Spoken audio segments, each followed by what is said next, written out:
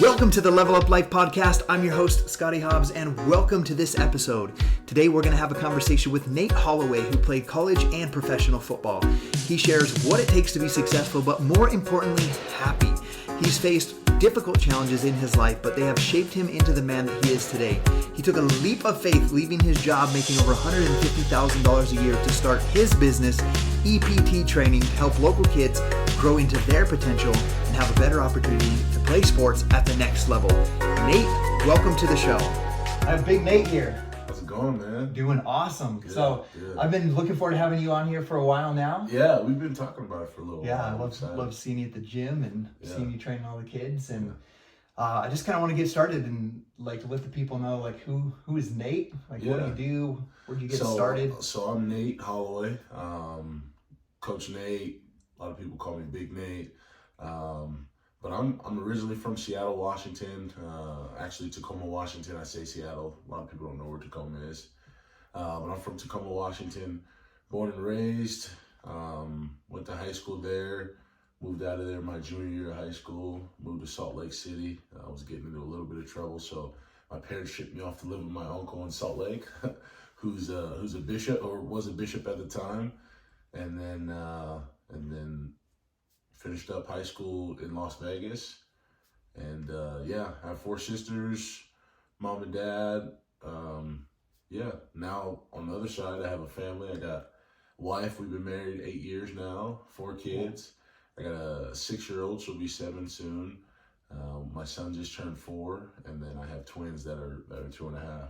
That sounds busy. Yeah. That keeps you occupied. Yeah, it's really busy. So you got a wife and 4 kids, and recently started a business of your own. I did, yeah. I just started Elite Prodigy Training, aka EPT.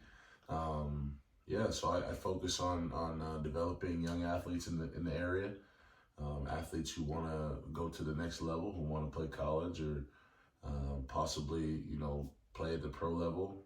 That's what I do. I train them speed, agility, explosiveness, strength training. Whatever it is that they need, it's what I do. So that's awesome. Yeah, I'd seen you with the high school team out there. I'm like, who's this guy? He looks new because I have Brett Taylor just lives down the street, so I know the Taylors real well. I went to school with them. So that's been cool to see you out there doing that. And then all of a sudden on social media, I started seeing Elite Prodigy Training. And I'm like, what's this? And then I put the 2 together, and then ran into you at the gym. I was like, that's the guy. Yeah. So I remember walking in and chatting with you. Yes. So where did you let's talk about first your own experience with sports and what did that look like for you? So me growing up, I've played sports my entire life. It's kind of what, helped me develop discipline. It's kind of what's helped me develop. I would say it was like a second set of parents for me. I played football, basketball, baseball growing up, did track when I got to high school. I mean, a lot of my friends that I've played with that grew up in the Tacoma area are unfortunately, either locked up or have passed away. I do have, a few friends that are successful or coaching college and doing what I'm doing, training. Sports really, kind of helped me along life. I learned a lot of lessons. Ended up getting to play college football. Cool. On a 4I scholarship. That was a true blessing. I don't know if I would have went to college if I didn't get a scholarship because I wasn't the best at school. Yeah. So it really helped me down my journey. I ended up losing my dad when I was a freshman in college, and helped me through that. I had coaches that were right there by my side, and all of my teammates that were right there. So again, going through all of these life-changing, experiences, football or sports has been right there to help me. So awesome. I ended up playing college, ended up going to the league for a little bit, signed free agent with Denver, then got released, went to Canada for a little bit. Played in arena ball, so I've kind of been all over the place. I've played a lot of years of football, and my body's finally starting to feel it. But no serious injuries or anything like that. I've been blessed to not have any serious injuries. So now I feel like it's my time to give back to the kids of the community, or and share my knowledge that I've learned in my pro career and my college career. I just feel like it's my duty to do that. So yeah, pay it forward to the kids. Oh yeah. So listen to that. It sounds like you had great coaches and great teammates that helped you through some really hard times. Oh yeah. I mean, it's especially after losing my dad, who was like my best friend. I remember my position coach was at my house. He was probably at my house more than he was at his own house for the first week that my dad was gone. Yeah. But just having male role models step in like that, and kind of take on that responsibility for a 19-year-old kid who, I was lost after that. I didn't want to continue playing. I didn't want to go to school. So to have that right there helping me through that, it was awesome. That's cool. Yeah. That's cool. And now I know you have a business now, your EPT training. Yeah. And I don't think a lot of people think about that. Sometimes you just look at a business owner and you're like, oh, they have a business, they want to make an income and provide for their family. Yeah. But it sounds like there's a deeper. There is, man. Long story short, I was in a job, in sales, working for a company here local, and I was making, $150,000, $160,000 a year, but I just wasn't happy. I just, and I actually, in my exit interview, it's what I said. I said, the money's awesome, but I'm just not happy. I don't feel like I'm fulfilling what I'm supposed to be doing. Yeah. And so I had been thinking about starting EPT for, probably 5 or 6 years. And, the opportunity presented itself, and I just had to take a leap of faith. The biggest thing for me, though, when me and my wife talked about it, was making sure that we had the right intentions, right? So, yeah. We're not doing it for the money. We're doing it to help these kids develop and to help these kids get a free education. My parents never saw a tuition bill come through the mail, and that, I feel like that was a true blessing, not only for me but for them. Yeah. So that's what my goal is.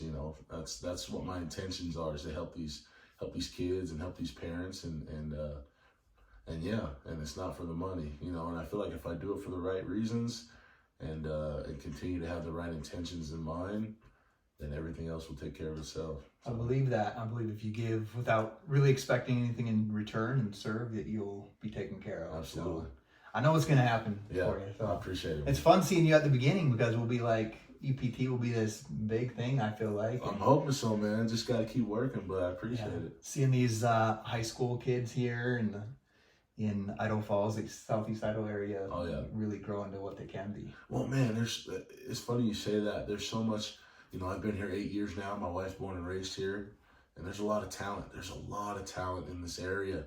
But I just feel like there isn't really, or there wasn't really anything or any trainer out there, any program out there that could help develop them, right? Yeah. Like when you get to college, everybody's bigger, faster, stronger, and then everybody's IQ goes up, football IQ goes up. So I just want to help kids develop. There's a lot of talent, and I feel like it's a lot of raw talent, and I think with the right critique and the right coaching, these kids can go. There could be 100, 200 Taysom Hills. So yeah, that's awesome. It's funny you say that. I love hearing that, and I can see that happening. Like you helping develop these people. There's one of my really good friends is a pro BMX rider. Oh wow! And he's our age, so his dad or his family built ramps to do these huge jumps in their backyard. Oh, wow. And he went on to become a pro and won the Dew Tour and all these things right here from Idaho Falls. Wow. But then, all the local kids that were his friends started riding with him. He was a pro athlete, and so all these kids got to be surrounded by a pro. And there's like 6 or 7 pro BMX riders right out of Idaho Falls. Wow. So that might be the tipping point of that's all it takes is one. Putting Southeast Idaho on the map. That's all it takes. The EPT training. Thank you. Yeah. I see it happening. That's awesome. I'm just really thinking about these kids. Like hearing you say that, I was like, man, I wish I had someone like I had coaches, but I just played regular, like little league baseball and going into Babe Ruth and all that stuff. But I wanted to be a pro athlete someday. Yeah. But I didn't really know the process. It's like, hopefully I keep working hard and I can go to school, but nobody to guide me. So yeah, I think it's awesome that in the process, it's a lot. It's a lot more in depth than that. It's recruiting is different. It's you have what's called the NCAA transfer portal now, and so that's going to make it 10 times harder for these high school kids. And so yeah, you're right. I mean, I've heard that a lot. I've heard a lot of older athletes now that I mingle with, that I play basketball, pick up basketball with, and I hear a lot of that. I wish I would have had somebody like you, and it makes me feel good, because then I'm like, okay, you know what, I'm doing the right things, right? I don't want I don't want the younger kid, the younger generation to have that regret, So that's awesome. So when did you launch your EPT? I know you thought about it for 6 or 7 years. So this is kind of, so the second launch was December 2nd of 2023. Okay. So actually I tried to launch it last year around the same time, but I didn't have a facility. I reached out to a couple gyms, reached out to a couple of other trainers, and didn't really get any feedback or anything like that. So I tried to launch it last year, 2022. And then, funny story, I had already been thinking about doing it, right?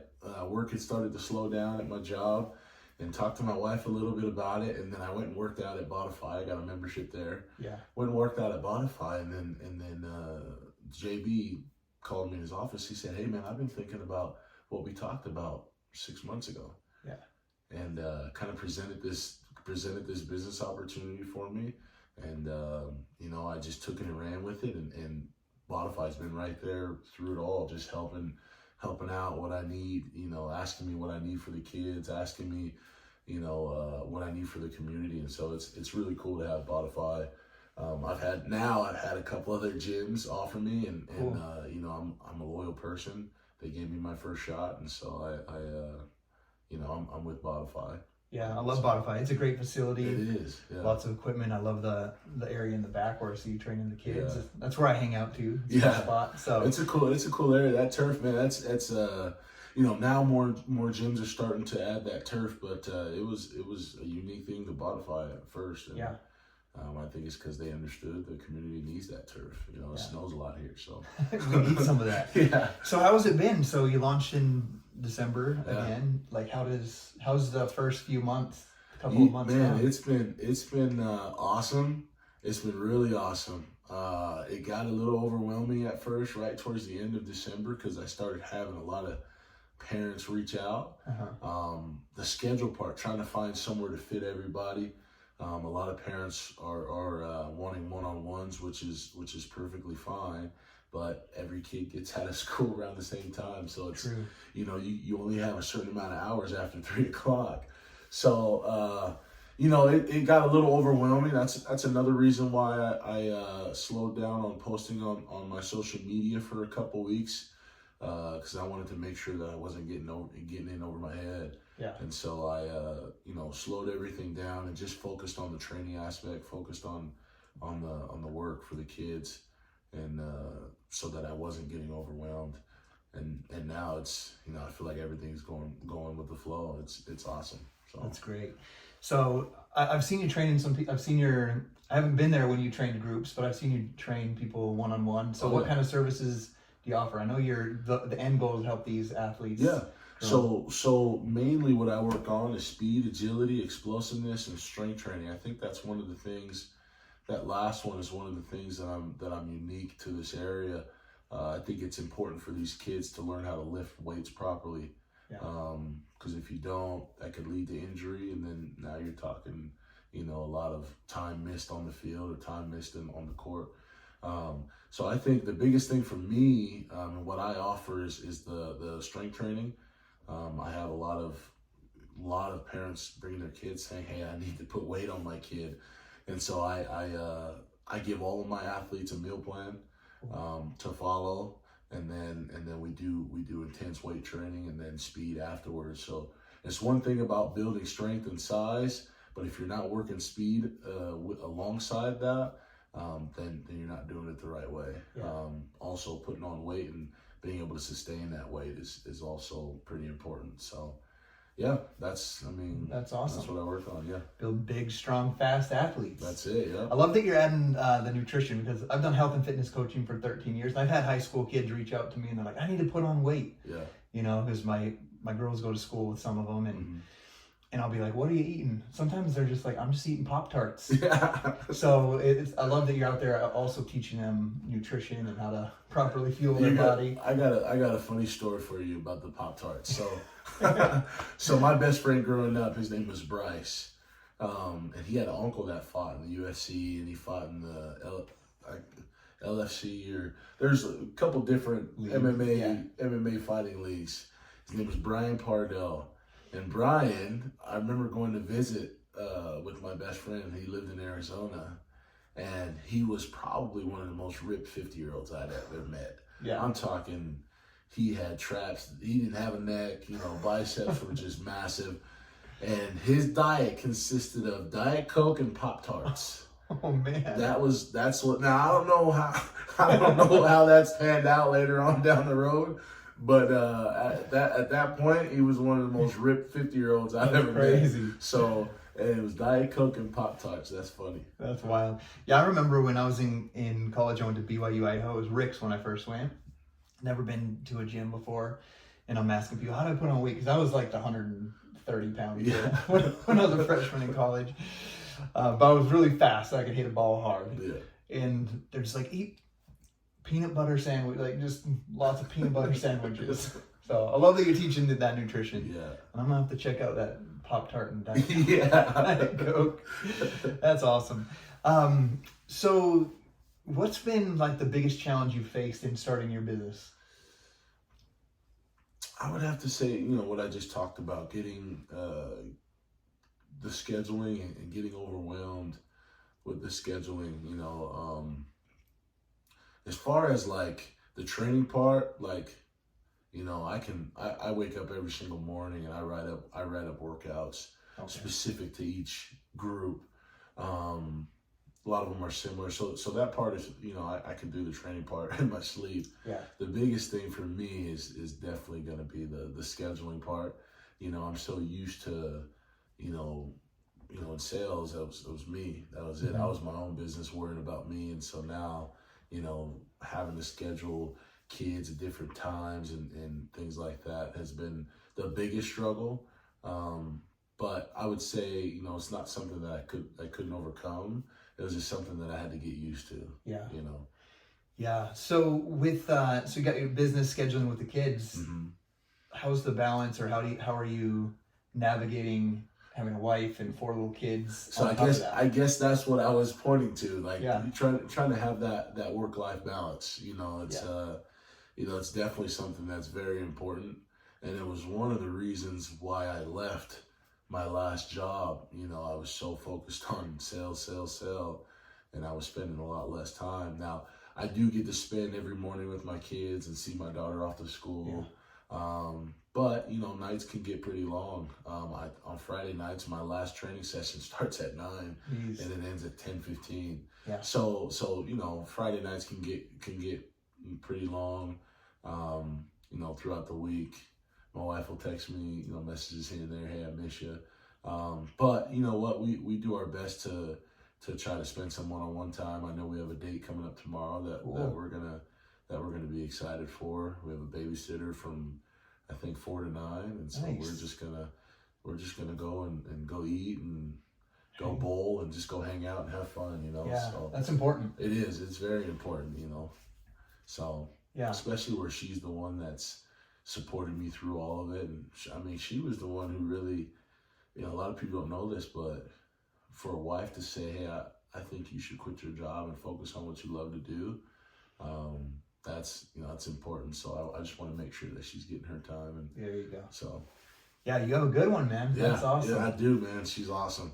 She's really awesome. That's cool that she's so supportive. I run into a lot of people that have supportive spouses like you have. Mm-hmm. And I have the same. I remember when I started my business, I was like, hey, I signed up to do this thing. And she's like, I don't know what that thing is, but I believe you can make it happen. Wow. So it's like, that's all I needed, just some support. That's, you know what, like you said, that's all I needed. It's you know, I was back and forth, and when she said that, it just clicked. Let's go. And I said, okay. And I put my head down, and Perfect. It's a blessing for sure to have a wife like that.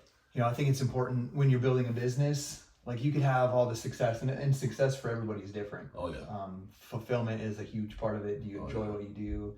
Do you get to do things outside of work that you love and be present for your family? But I always say that if you know, you can build all the success in your business in the world, but if your family's not intact or not a deep connection there, at the end, it's not successful. It's not important. It's not. Yeah, you're right. If your family is the most important thing, that's what I do this for. It's for my family. So yeah, I love that. Yeah. Well, I love that you guys have that communication. I love that she texts you and communicates like, hey, I miss you. Because then it reminds you to be like, okay, I got this business to run, but I also need to make sure to take her on this date on Saturday. So I'll get home at nights and we'll just sit there and cuddle and talk for, you know, an hour before we go to bed. It's you know, it's some of the moments that I cherish most. Yeah, so. That's awesome. I think it's important not to just leave that to chance, but make it part of your routine. Absolutely. So one thing Gabby and I do, we call it our Thursday. We go on a date every Thursday. I saw you posted on that. That's about noon to 4:30 or so every single Thursday. We didn't always do that. We probably started that 7 or 8 years ago, but that's been a huge thing. Wow. And then at night, just like you, once the kids are in bed, it's about an hour and a half of we read a book together and I massage the feet, give her the love that she needs. I probably should do that more. Sorry, babe, I'll start it. Putting you on the spot. Yeah. She's going to listen back to this and be like, hey, wait a minute. She is. She loves foot massages. And I need to do it more. I admit. I'll get to it. There you go. That's awesome. So, what would you, I mean, we probably kind of talked about this, but what's your favorite part of what you get to do? What brings you the most joy about that? To be honest, and it just started happening because I started training almost 2 months ago, is when I have parents now reaching out and kids reaching out about the results. Yeah. I had a kid that started with me day one, and I love this kid to death. I wanted to put on weight. He started with me, I think he was 216 pounds. Okay, we weighed him a couple days ago. I think it was Monday we weighed him, 232 pounds. Wow. And it's not, I mean, it's not fat, it's solid, and he's still fast and he's still quick. And so he's ecstatic about it. He loves that, you know, he's 232 pounds and you know, head held high and chest out. And so when I see that kind of stuff and I see kids with that confidence and I see kids walk around with their chest out, that to me is awesome, man. Yeah. It's awesome. Building that confidence. That'll take them obviously through sports, but through life. Through life. And you know what? Like, you know, whether this kid goes and plays college ball or goes to the NFL or not, he knows how to work out properly now. Yeah. And he knows how to put on weight. You know what I mean? So it's like, it's stuff that you can teach these kids that they can take down the road with them. That's what's important. So that's awesome. So those are some of your favorite things, seeing those kids feel proud of and what they're doing and their progress. What's something that you don't enjoy so much? Because I think there's always things in work or in business that, you know, might be your least favorite or not. What do you think that would be for you? I would say, you know, probably and I know I talk about the schedule a lot. It's not the schedule, but like when you have a business and it's your name on it, it's nonstop. Yeah. It is. I mean, it's Monday through Sunday.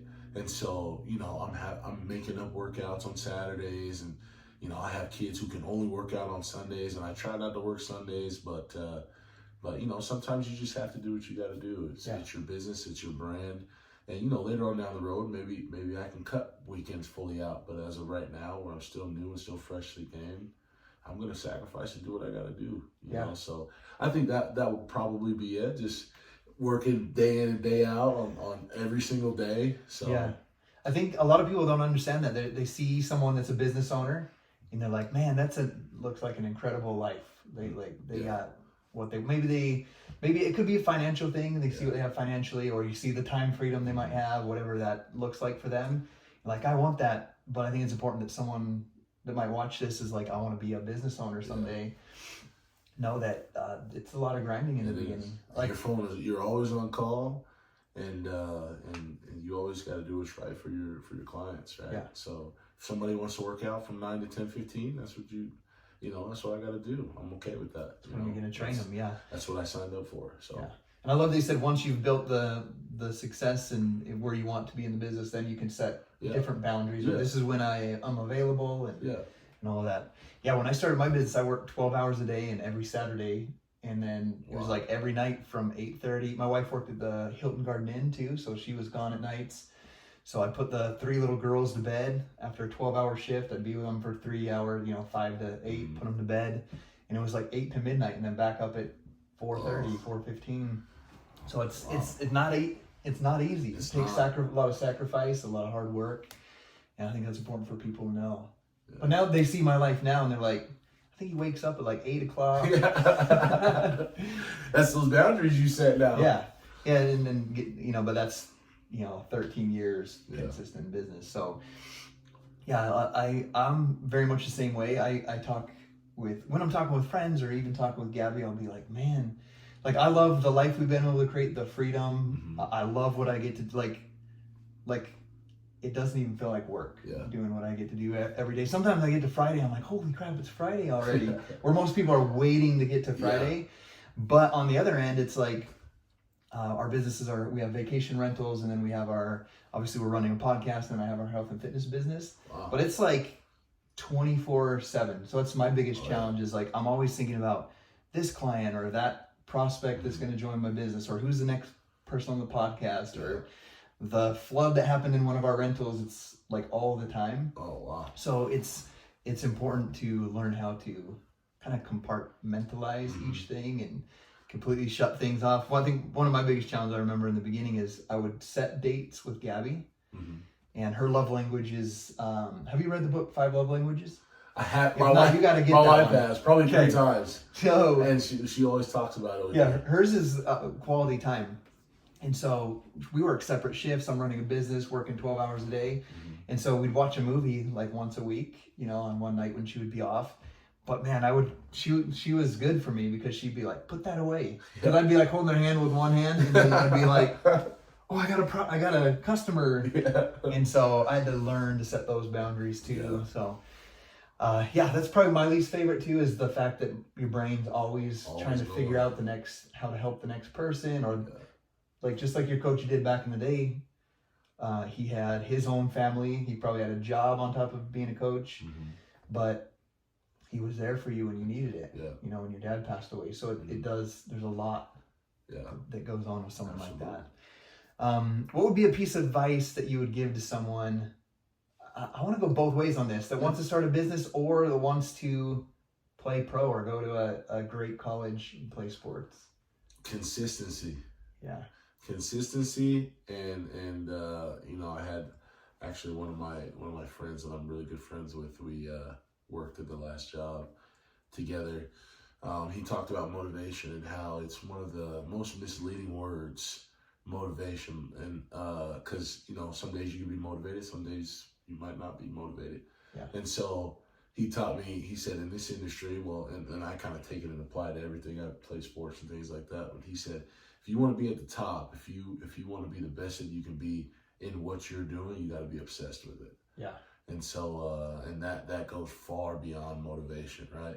Because motivation comes and goes. 1 week we could be motivated, 1 month, 1 year we could be motivated, and then we can kind of get complacent. And so he said, you got to be obsessed. Yeah. You have to always be thinking about how you can get better. You have to, and then not only just thinking about it, but taking action. Hey, I thought about how can I better myself? Now let me go ahead and take action and move forward. I love that. Being consistent with it. So I love that word, obsessed. Oh yeah. Some people don't like that word. Like, you shouldn't be obsessed with anything. Yeah. But I think you have to be obsessed to be able to like wake up. It's all you think about is like, how do I help that next kid, or how do I help that next client? Yeah. Or if you want to go to the pro level, you have to be obsessed about how do I get stronger, faster. Yeah. Who do I need to connect with? You're obsessed with that. I can't remember. I think it was 1,000 shots after what Kobe did. Kobe would take 1,000 shots after practice. Yep. That's a lot of shots. Yeah. That's a lot of basketball shots. So it's like, but he was obsessed with it. He was obsessed with perfecting his craft, and he was obsessed with winning. And I'm not saying you have to be obsessed with winning, but if you really truly want to be the best at something, you just got to be obsessed with it. So. Yep. Obsessed about it. I love that. One of the things I got obsessed about was like growing myself in knowledge. Mm-hmm. So I remember when I first started my business, this is going to sound probably kind of crazy to you, like someone that's obsessed. Yeah. But I heard about personal development books, like you can see back here. Yeah, I was going to say, I was borrow a couple. Yeah. So I never read one in my life. You know, I was 29 years old when I started my business, and I heard about some books, and, you know, some mentors of mine were like, this is a great book for you. I listened to Think and Grow Rich, Millionaire Next Door, and this book called The Compound Effect 60 times in my first year of business. Just had it on audio. I didn't have a smartphone to be distracted by. Definitely obsessed. Yeah, I was at 12-hour shifts, so I could put on Think and Grow Rich by Napoleon Hill. It was a 10-hour and 55-minute audiobook. I could listen to it in one work day. So I wasn't on Facebook. There was no Instagram. I just had a phone with no internet like that. Just an SD card with those books. And I just listened to them. I'm obsessed about listening to it. And then I went on and was like, okay, I need to learn other things now. Yeah. And then I set goal to read 52 books a year, which was one a week. Wow. And I did that year after year. Now I'm more diving into a certain topic for months at a time, but I was obsessed about growth, and all I did was take what I was learning and just teach it to people. Yeah. It applies to fitness or business or your life. So I got obsessed about that too. So I think it's good to be obsessed. Oh, 100%. 100%. Yeah. What are you most passionate about in life? Like what brings you the most passion? Besides my family, I'm gonna be honest, is helping people. Yeah. Now helping all people, but specifically helping kids. I was a kid who loved kids. Anytime I was around my younger cousins or younger nieces and nephews, I always had to hold them. Yeah. And my dad would always yell at me and say, man, wait till you have your own kids. You know, he didn't want me to drop them. He's like, no, I don't want you dropping those kids.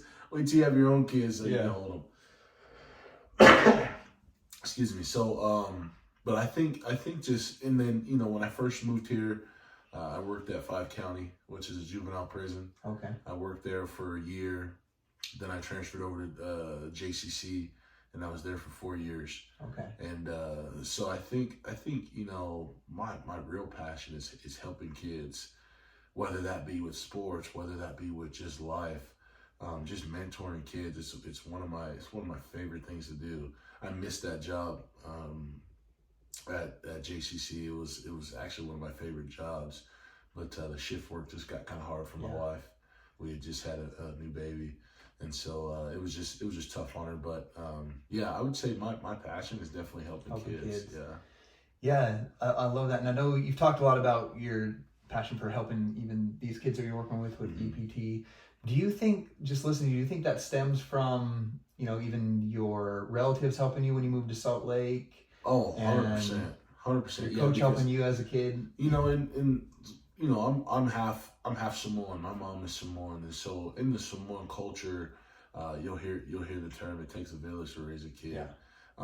I was at, you know, my parents both had full-time jobs. My dad worked construction, and my mom was a supervisor at the Salvation Army at the time, and so I was at my aunt and uncle's house a lot, or at my older cousin's house a lot. My mom's one of 13 kids. Oh wow! So I was with my family a lot, as far as like cousins and things like that. And so I have a lot of close cousins that I'm close with. But yeah, it was like we raised each other. You know, it was cool. It was like we you know, we all got the bumps and bruises and the cuts and being out past curfew, and so we kind of raised each other. And so. I miss that for these kids in this generation, you know, being able to go hang out underneath the light post on the green box. It's like that kind of stuff was a lot of fun. But yeah, I would think it stemmed from my childhood upbringing, you know, just being around more so kids than we were around parents, you know, because the parents had to work. Maybe that's why I'm so drawn to you when I saw you. It's like, that's my thing too. It's like, how to explain this? Like, I always, like, when I'm speaking with someone, I'm like, it's kind of weird, but like, I don't really like connect with other adults that much. Like, Gabby's family's from Bolivia. Yeah. and there's 7 of them at the siblings, so lots of, cousins and Yeah. stuff. And we'll go to one of their houses and there'll be lots of food, which is always involved in that culture too. And all the adults will be sitting around the table talking, and they're all talking Spanish. I understand Spanish. I went on a mission and I speak fluent Spanish. So I could sit there and be a part of the conversation or listen, but I'm always in the room next door with all of the little kids, like throwing little balls to them. The little girls and the little boys that are like 2, 3, 5, 6. Yeah, and I'm like, I don't know if I'm just introverted on that, but it's like I'm always been drawn to being with kids too, like that. They call me Uncle Jungle Jim. Uncle Jim. All of my little nieces and nephews now. Hanging all over you. Yeah, I have videos of my niece doing backflips. She's in gymnastics. Oh, nice. She does backflips off my knees. Yeah. I'm sitting on the couch, and my daughter and my nephew that I train both hanging on both arms. It's a lot of fun. I'm the same way. That's cool. You'll find me on the ground rolling around with the kids, or on the trampoline rolling around with the kids. Yeah, that's the best. Yeah. And then it's good for them to have someone like you in their life. I appreciate it. Oh, that's awesome. So I've heard about a few people in this chat that have made a difference in your life. I think the one that sticks out to me the most is your coach that was at your house for like a week after your dad passed away. But who do you contribute your success to? Like what? I would definitely have to say, my mom and my wife for sure. Yeah. There was a point in my life where, I wanted to just move on. I didn't want to work. I didn't want to, I just was like, I don't know what I'm supposed to be doing. And my wife came into my life right at that moment. Yeah. How old were you before? 20. We were probably 23, 22, somewhere around there. Yeah. I had just gotten released from playing ball, and that's, growing up, that's all I knew. That's why I think it's another important thing that kids, explore other options other than sports. It's important. Sports isn't going to be there forever. But yeah, I just got released from playing ball, and I said, okay, now what? It was just kind of like I was in a lull moment in my life, and I was like, I don't know what to do. And so that's when I met my wife, and she saved my life, really. I was actually getting ready to move back to Las Vegas with my mom and my sisters, and my wife came along. I lived in her parents' trailer outside of their house for like 6 months or something like that. And then we ended up getting married, and she saved my life for sure. And then my mom, just seeing, losing my dad that early. He was 54. Oh, wow. So losing him that early to a heart attack, and then seeing her, kind of rally. She kind of picked herself up by the strap. She's like, I got 4 kids. Yeah. Or 5 kids. Sorry, there's 4 sisters and me. And she was like, I have 5 kids I gotta take care of. And, my husband's gone, but life doesn't stop for these 5 kids. And so to kind of see, her push herself through that, and now all of my sisters are doing well and have families, and, and then I'm the only one who lives away from her. Yeah. She doesn't come visit during the winter. But, I can see why. Just her, teaching me how to be humble, but to work hard, just keep your head down and go. There's always going to be stuff that happens in life, and you just gotta, let it roll off. Figure out a way to, optimistic is what my mom is. That's cool. She's always a glass is half full rather than half empty. I love that. So she taught me that, and that's one of the biggest attributes I try to carry with me. I love that. So. Moms are powerful in our lives, right? It teaches so many good lessons. Oh yeah. Yeah, I have a great mom too. That's awesome. That's cool, man. And she lives in Las Vegas? She does. Okay. Yeah, in the hottest part of the country. There in Arizona, yeah, she loves heat, man. Yeah. She loves heat. She's not gonna be down here in January. She wears a sweatshirt here in the summer when she comes to visit. Yeah, she's like, it's too cold. That's awesome. Yeah. Well, I want to move on to some other questions, but I'm curious, like, I don't even know, what position did you play when you played pro ball? I played defensive tackle or defensive line. It was one of those. In high school, I played offensive line, and I was really good. In fact, that's what I got on That's where I got all of my accolades at. I was, offensive tackle, and I did really well. But I was, young and stubborn. No, I want to play defensive line, and so I kind of narrowed all my college choices down by who was recruiting me for D-line, and I don't regret it one bit. I think if I would have played O-line, I'd probably still be in the NFL now, because I was pretty athletic as a big guy. But I don't regret my decision at all. I played defensive line. I love it. But the cool thing is I know how to play offensive line, so I can kind of coach both. That's cool. So I love that you get to take your experience too. Your wife came in your life, helped save you there after you got out of playing pro ball. Yeah. But you can take your experience not only with your EPT, but coaching the high school team and helping. Yeah, helped out at Skyline. Yeah, helping out with that. I've kind of been around I've been around the area. I started at Madison. Okay. And I was there for 2 years, and then I went to Thunder Ridge and helped them. I helped Thunder Ridge in their inaugural season, so I helped them the first year they were open. Oh, cool. And that's when I met Paul Fitzgerald, who I train now. He's a starting defensive end for Utah State.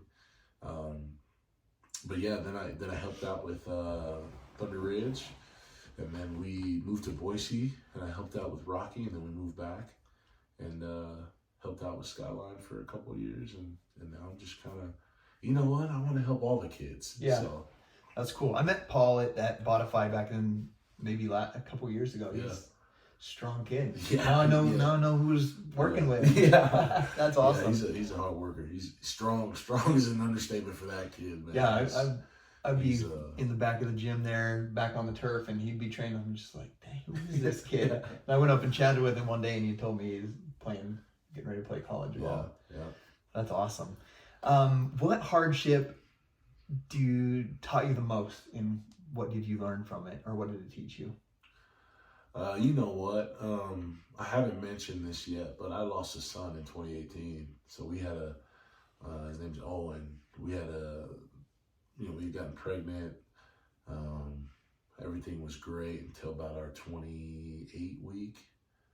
No, I think it was 25. It was one of those, week 25, we found out that he had a heart condition called Epstein's anomaly. Mm-hmm. So one of the valves in his heart was underdeveloped, and so his heart was enlarged, really is what it was. Okay. It took up 75% of his chest cavity, so it didn't allow any other organs to develop. But in that process, we were going to Salt Lake City every weekend for appointments and things like that. We met some really cool people down the road, but the percentage for him living just kept dropping. I think it started pretty high, and then it dropped down to 75, and it dropped to 50, then it dropped to 25. Oh, and then right before we were getting ready to give birth, it dropped to like less than 1% or something like that. Yeah. Just because they were watching his organs and things like that and seeing how they developed. I think the coolest part was, we gave birth here, right at home. We didn't have to go to Salt Lake. We gave birth here at one of the hospitals here, and then we just got to sit with him and hold him while he, he was alive. I think it was 2 hours or something like that. Okay. We just got to sit and hold him. I got to give him a blessing. His grandparents got to see him and stuff like that. And so, but that was definitely the hardest point in me and my wife's life. Yeah. But now coming on the other side, we meet so many people who are, and trying to endure that same situation. And so I think it was God just prepping us to be able to help these people, but I learned a lot. I learned how to lean on, God, how to lean on my wife. Like that right there solidified our relationship. One of my biggest fears growing up, as much as we talk about how much I love kids, one of my biggest fears growing up was to lose a kid. Yep. And I had to lose one, and it was tough. It was tough, but coming out on the other side of it, it's prepared me to help other people who are going through the same thing. So yeah, I see your mom in you with that. Oh yeah, with that, taking what you've been through and seeing how you can help or serve others or be optimistic about it. We share the same fear, man. Yeah, it's But you know what? Going back to football, at the funeral for my son, I was coaching Thunder Ridge at the time. The whole team was there. The whole football team. All the coaches, I'm talking freshman team all the way up to varsity. And it was cool.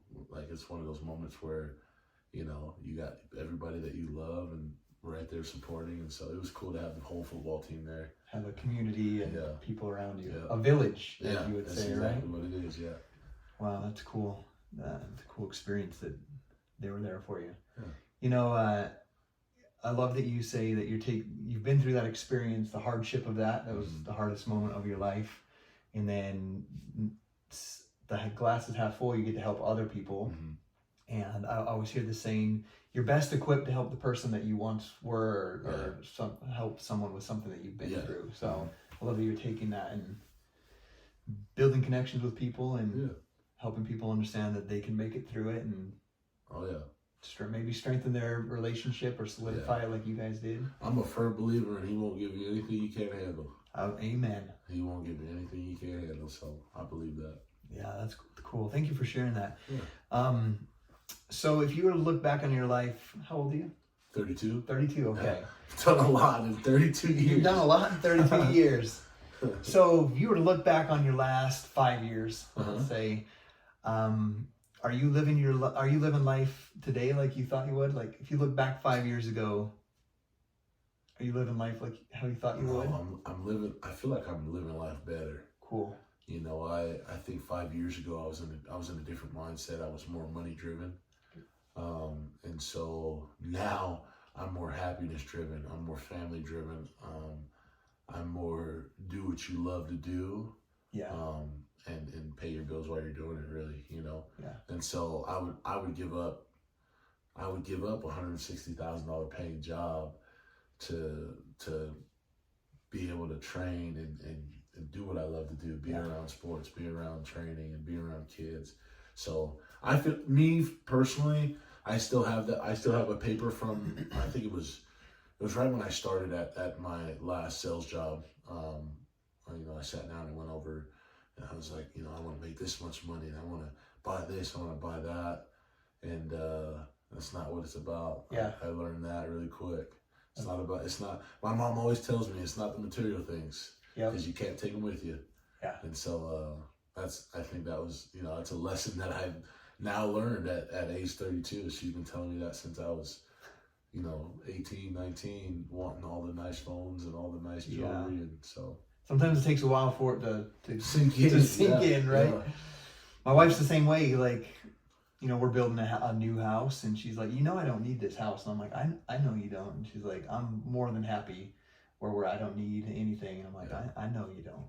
So I love that you share that. And I think it's, even maybe with social media, you see people flashing really fancy cars or even a home or cash or experience, like maybe this expensive travel, whatever it is, right? Yeah.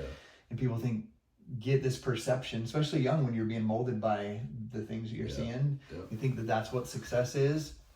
But, you know, you could make $150,000 and be working extraordinary amounts of hours doing something you don't love, being away from your family. Absolutely. And spending $160,000 on your living expenses or your car or watch or whatever it is that you're trying to have, and then you're not getting anywhere and you're not fulfilled.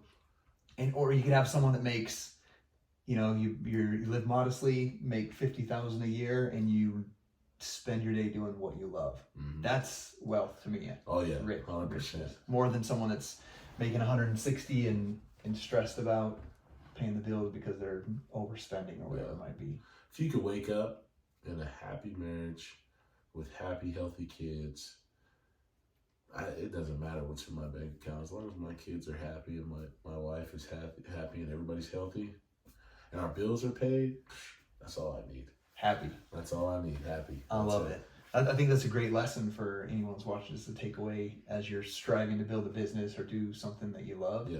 Is focus on your happiness. Not what you can have or what people think you have or outer perception, but are you happy? Is your family happy?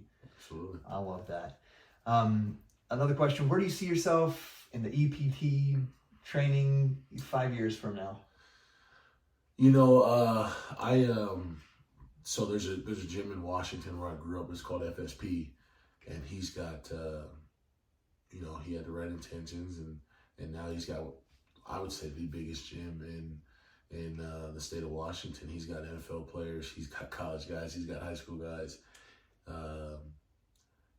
So really, I would love to be that kind of role model, that kind of mentor. I want to be that community figure that people know. Hey, I can trust my kid over with EPT. I know not only is he going to get bigger, faster, stronger, but they're also going to become stronger mentally because things are going to be hard, and he's going to push them through those hard things. Yeah. But not only that, he's going to be in a good, healthy, strong environment where he's going to be uplifted. So I love that. That's really I want to have my program, I want my business to be that for the community kids coming up. I see it. Thank you, man. I see that happening, and in any way myself or anyone watching this can help, like we'll do our best to help put that out there and spread the word. Thank you. That's why I wanted you to be one of the first on here. I'm like, we got to get this. Like I felt it when I talked to you the first time at the gym, and I see you with the kids, and I'm like, this needs to be known about. Thank you. So I'm excited to see that happen for you guys. What's we're about to wrap this up, but what are you? I think we've kind of already talked about this, but I want to reiterate it. What are you most proud of in life, or a few things you're most proud of? I'm proud, and it's not being, I'm not talking about anybody else because I understand life happens, but I'm proud that I have a happy marriage. Yeah. That me and my wife are happy and it's healthy, and we talk through things, and we work things out.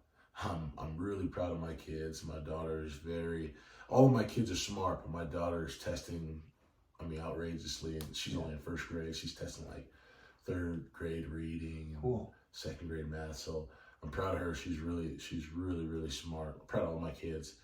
But the third thing would be that I'm proud that I was able to take this leap of faith. It's not always in starting my business. It's not always rainbows and sunshine when you're starting a business or when you're starting something new. And so I was always worried about how the community would receive EPT or a trainer, or what I'm trying to do, what my end goal is. But I just took that leap of faith and just kind of leaned on God, and it's definitely panned out. And I know he's not done with me. Yeah. And so, but I'm proud that I was able to do that. A lot of people, like you said, will look and see that the grass is greener, but they get a little scared or a little timid because they're content, they're happy with the money they're making, or they're happy with the boss that they have, or whatever it may be. Yeah. And so just being able to take that leap of faith for me, I'm really proud that I was able to do that. That's awesome. Yeah. I'm proud of you for doing that too, because more kids are going to be impacted and reached. Thank you. By you taking that leap of faith.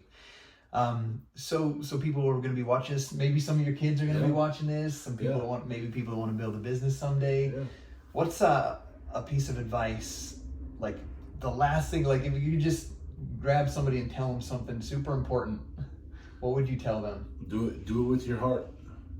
Do it with your heart. So follow, if it's, whether it be, starting a business or a boutique, or whether it be being a personal trainer.